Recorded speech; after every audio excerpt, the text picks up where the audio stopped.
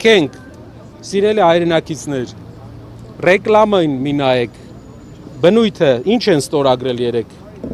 եթե Ֆրանսիան պատրաստ է, մի քանի դիվիզիոն բաստիոն ա բերել, դա է ուզում ցույց տա, ժողովուրդն էլ նոր տեսակի բաստիոնը տեսնեն, մտածեն, որ բաստիոնով հնարավոր է երկրի անվտանգությունը ապահովել։ Անվտանգությունը ապահովում է համապարփակ, ռազմական արդյունաբերությամբ եւ ընդհանրապես բանակի վերափոխմամբ, նորմալ դիվանագիտությամբ մենք ունենք մնացել է ընդամենը 2-3 գործընկեր, ում հետ դեռ առևտուր ենք անում, ում հետ կան ինչ-որ ռազմական մինիմալ փոխգործակցություններ, էդ էլ քանդեն, այ դա էլ ձիրքն է, հիմնական երկրի ղեկավարի։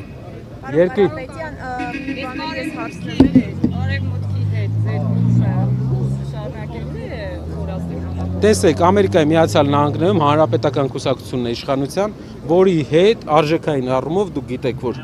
արժեքային առումով քրիստոնեական արժեքների վրա հիմնված կուսակցություն է, ով իշխանության վրա է, երկրի ղեկավարը Ամերիկայի Միացյալ Նահանգների գործարար է։ Մենք տեսնում ենք, կա ընդհանրություններ, կան եղել են կապեր իրար մեջ, կա Ամերիկայի Միացյալ Նահանգների այս իշխանությունների հետ մենք մեծ պոտենցիալ ենք տեսնում աշխատանքի։ Եվրոպական միության մի շարք լիդերներ, ովքեր հեսա պարտվելու են ընտրություններում,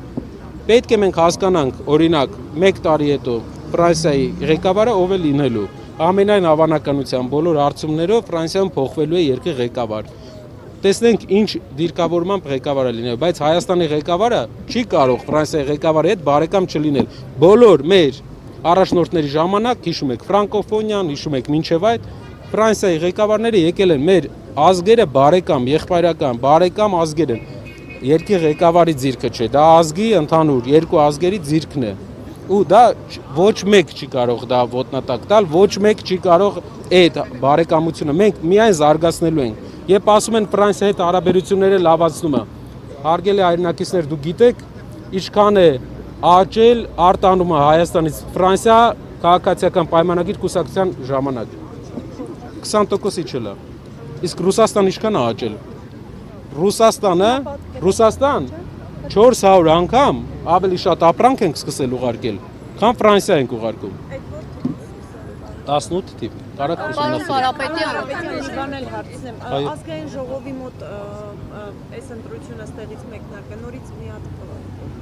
հիմնական, այո, 8 տարի առաջ այսօրը այստեղ իշխանության է եկել մի մարդ, ով խոստացել է ամեն ինչ, բայց մեր ժողովուրդը ստացել է գրեթե, այո, շնորհակալ եմ,